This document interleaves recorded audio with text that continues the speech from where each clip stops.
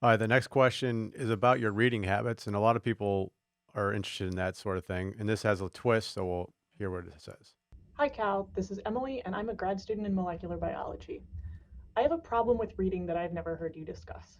I read obsessively, and I have since I was a child. I enjoy this, but if I'm not careful, it harms the rest of my life. I don't sleep enough, I neglect responsibilities, I even miss work. Even if I manage to put a book down halfway through, thoughts of it can distract me for hours. In order to focus on finishing my PhD, I've seriously restricted my reading for pleasure. This year, the majority of my reading has been either books I've read before or books that I find a bit dull, which allows me to stop reading when appropriate. On rare occasions, I'll take a Saturday to devour something new, but mostly I see this restriction as temporary but necessary. Your usual advice of carving out time for reading every day sounds dangerous for me, so I'm curious if you have any tips or alternate approaches to manage my experience. Thanks. Well, Emily, it's a good question. Just as a brief aside before I get to your question, when we were having like a little bit of a delay just there getting the call to work, it was reminding me, Jesse, of last week the avalanche of technical errors that the listener did not realize was occurring. That was funny. I made a list and I told several people about it like over the weekend. It was funny. Yeah, Jesse made a list because thing after thing, we record these live. Thing after thing was going wrong, and it was so many things going wrong that Jesse started writing them down. But like, let's see if I had this straight. I was like asking you. So at some point, I was asking you about Blinkist, one of our sponsors, and you were trying to log in the Blinkist, and That was so funny. So you were asking me what blinks I read, yeah, and you're like, log into Blinkist and tell me what you see on the homepage. So I go to Blinkist.com, but it's like enter your login information. So I like because I logged in on another computer, so I had to like go to my password document, look that up. But then as soon as that's happening, like this laptop isn't great. Sometimes like the browsers crash. It crashed. You're still asking me. I'm yeah. trying to like play it off by like seeing. And by the way, the browser is needed for playing the calls. So like the browser crashing now has like a big implication because now he can't play more calls. So Yeah. yeah, and I'm talking to him at this time. Yeah, so Yeah. I'm trying to like play it off. Tell you what blinks I was reading. Like I was trying to think about the one that I was reading, but I'm entering this so I could get it in. Yeah. And then at some point you're stuck in a captcha, right? Yeah. Oh yeah. I forgot about that. The Yeah. Then vertical then rivers. so I get in. They're like, yeah, identify 10 vertical rivers. I was telling my buddy who does like online stuff, and he's like, I had the same thing that day. Yeah. So all this is going on. He has to get the next question queued up. He's trying to talk to me on camera, and he has to identify vertical rivers from a large picture of a large array of images of vertical rivers. So, anyways, that's why we pay you $250,000 a month because that's why you get all that sweet Athletic Greens money because it's a hard job. And then when we came in, you were kind of in a rush, but I couldn't do anything because the mouse had died. Yeah, the mouse died. And It has to be and the charged in. soundboard broke. Remember, the soundboard was giving static, like just a loud static. And yeah, man, that was not our day. So we're doing pretty well. All we had was like one delayed call so far. So we're doing pretty well. All right, Emily, let's get to your question though. It's completely fine. What you're describing is completely fine.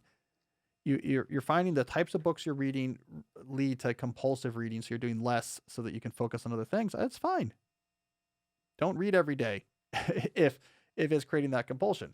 And I think you've already landed on three solutions. One, titrating your reading to the situation. So you're up to your ears and working on a dissertation. So maybe you're reading less stuff that's unrelated to the dissertation. That's fine. Two, have a reading day. So if you like to do compulsive reading where you dive into something, you're like, yeah, I look forward to Saturdays and I go somewhere cool like a coffee shop to start. And then I go hiking and read and I can devour a whole book and it's part of a really enriching, meaningful ritual. I think that's great. And then three, be careful about your book selection, right? Because reading is reading. Reading is good. It's your mind having to engage with complex thought structure. So yeah, read the boringer books.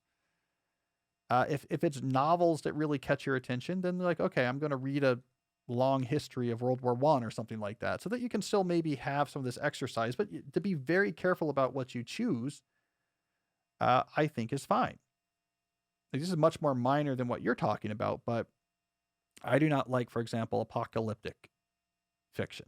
My brain gets too into it and gets concerned. It presses anxiety buttons or this or that. I don't like that. So I just don't read those type of books. I don't read. I'm not going to read World War Z. I don't want to read apocalyptic tales of the Earth becoming uninhabitable and everyone dying. Maybe it's just hitting a little bit too close to home these days. So I avoid those type of books. Julie was really pushing on me like, oh, you should read Station 11. It's like, I can't read Station 11 right now. I can't read a book about a viral pandemic that kills most of the people on Earth. Like, I don't want to read that right now. Just like with the stuff going on in Europe right now, I'm not going to read, On the Beach, Neville Shoots On the Beach, for example. Though it's kind of a cool book. Have you heard of that book, Jesse? No. It's there's a nuclear war, and it follows. There's a crew on a submarine. So like they're alive, obviously, because they were underwater in a submarine, and they're like going around trying to find. They end up in Australia because like the whole world's been destroyed, and they kind of end up in Australia because the nuclear winter cloud hasn't come there, but they know the nuclear winter cloud is on its way, and it's like they're trying to just find civilization. I found the beginning of Seven Eves too apocalyptic. I was like, oh, I had to get through that pretty quickly. I don't like that whole the hard rain is coming, and though I'll tell you the flaw in that plot flaw is it was symbolic, but they had this orchestra playing in like Canterbury Cathedral as the hard rain was about to come. Like, we're going to play this concert and we're just going to die as we play it. So like we go out like celebrating humanity's greatest art as the hard rain comes. I don't buy it. They're all going to be with their families, right? I don't think they're going to be like, sorry, family, like I'm going to spend my last time like rehearsing and playing in an orchestra with people. So I thought that was a flaw. But anyways, the point is, Emily, I can't read apocalyptic fiction, and that's small, but I don't read it. So read the stuff that's working for you right now. Titrate, absolutely. Have a reading day. All of that's good. You're working on dissertation. You don't have to worry about your brain not getting worked out right now, right? It's like when you're training for a marathon, it's okay to let your Peloton habit go lax for a while. You're getting enough of that. So do not think of my daily reading or this many books a month as gospel you have to follow. Build a thing that makes sense for you.